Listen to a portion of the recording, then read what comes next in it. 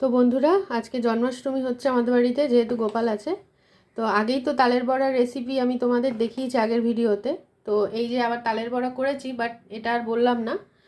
তো মালপোয়া হচ্ছে, এটা আমি প্রসেসটা বলে দিচ্ছি তোমাদের। যদি কাপ বা বাটি হিসাবে নাও তো 1 কাপ সুজি, 1 কাপ চিনি, আর 2 কাপ হচ্ছে ময়দা। এবার আমি মৌরি দিয়েছি আর একটু নারকেল কোড়া দিয়েছি।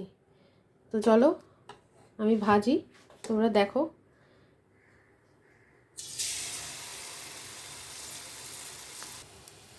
দেখো, এটা অটোমেটিক ফুলে গেছে, এত সুন্দরভাবে হয়েছে। এবার এটাকে আমি উল্টে দেব।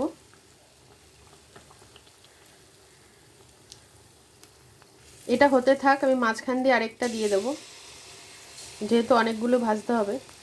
তো দেখো বন্ধুরা, এটাও ফুলে উঠেছে। এরকম করে আমি 3-4টে একসঙ্গে ভাজি। তো আরেকটাও দিয়ে দিই।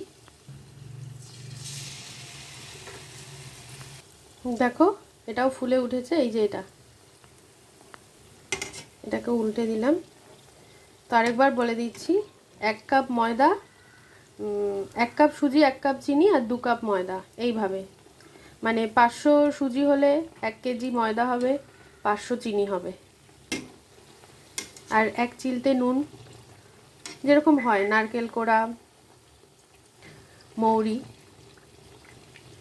তো সম পরিমাণ হলে প্রত্যেকটা মালপোয়া কিন্তু খুব সুন্দরভাবে হবে।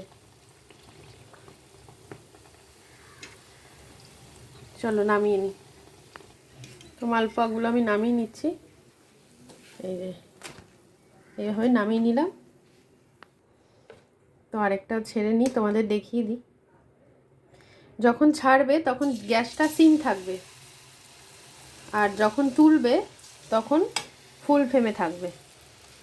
তো এই যে অলরেডি এটা ফুলে উঠেছে। এই যে, তো আজকের ভিডিওটা এই অবধি। যদি ভালো লাগে লাইক কমেন্ট শেয়ার করবে, পাশে থাকবে।